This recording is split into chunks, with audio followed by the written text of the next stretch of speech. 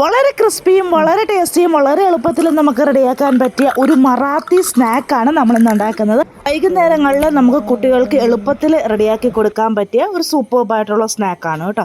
ഇതിൻ്റെ സൈഡായിട്ട് ചട്നിയോ ടൊമാറ്റോ സോസോ ഒക്കെ ആയിട്ട് നമുക്ക് കഴിക്കാൻ പറ്റും. പാനിപൂരിയുടെ ഒരു ചെറിയ വെർഷനാണെന്ന് തന്നെ പറയാം. വളരെ എളുപ്പത്തിൽ നമുക്കിത് റെഡിയാക്കി എടുക്കാൻ പറ്റും കേട്ടോ. അതിന് വേണ്ടിയിട്ട് ഒരു ഗ്ലാസ് പച്ചരി നമ്മൾ കുതിർത്ത് വെച്ചിട്ടുണ്ട്. അതൊന്ന് ജസ്റ്റ് ഒന്ന് അരച്ചെടുക്കും. അതിനുശേഷം 2 കിഴങ്ങ് നമ്മൾ പുഴുങ്ങി വെച്ചിട്ട് ഇതും കൂടി നമ്മൾ ഈ പച്ചരിയിലോട്ടിട്ട് നന്നായിട്ടൊന്ന് അരച്ചെടുക്കുക. ഈ ഒരു പ്രോസസ്സിങ് മാത്രമേ ഉള്ളൂ ഇത് റെഡിയാക്കാൻ വേണ്ടിയിട്ട്. അതാണ്ട് ഈ ഒരു കൺസിസ്റ്റൻസിയിൽ നമ്മൾ അരച്ചെടുത്തിട്ടുണ്ട്.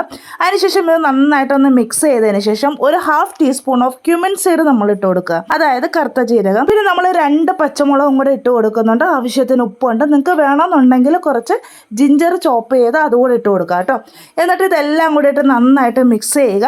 എന്നിട്ട് നമുക്ക് തിളച്ച എണ്ണയിലിട്ട് നന്നായിട്ടൊന്ന് ഫ്രൈ ചെയ്തെടുക്കാം കേട്ടോ. ഒരു ബ്രൗൺ കളർ ആകുന്നത് വരെ നമുക്കിത് നന്നായിട്ട് ഫ്രൈ ചെയ്തെടുക്കാം. അപ്പോഴാണ് ആ ഒരു നല്ലൊരു ക്രിസ്പിനെസ് വരുന്നത് കേട്ടോ. എണ്ണയിൽ മുക്കിപ്പൊരിക്കുന്നതായിരിക്കും കേട്ടോ ഏറ്റവും നല്ലത്. ഞാൻ പിന്നെ എണ്ണയുടെ അളവ് കുറക്കാൻ വേണ്ടിയിട്ടാണ് ഇങ്ങനെ ഫ്രൈ ചെയ്തെടുത്തത്. അപ്പം തന്നെ റെഡി ആയിട്ടുണ്ട്. വളരെ ടേസ്റ്റിയാണ്. നമുക്കൊരു കട്ടൻ ചായയുടെ കൂടെയോ അല്ലെങ്കിൽ ടൊമാറ്റോ സോസിൻ്റെ കൂടെയൊക്കെ വളരെ ടേസ്റ്റി ആയിട്ട് കഴിക്കാം കേട്ടോ. ഒന്ന് ട്രൈ ചെയ്യുക, എന്നിട്ടൊന്ന് ഫീഡ്ബാക്ക് അറിയിക്കുക.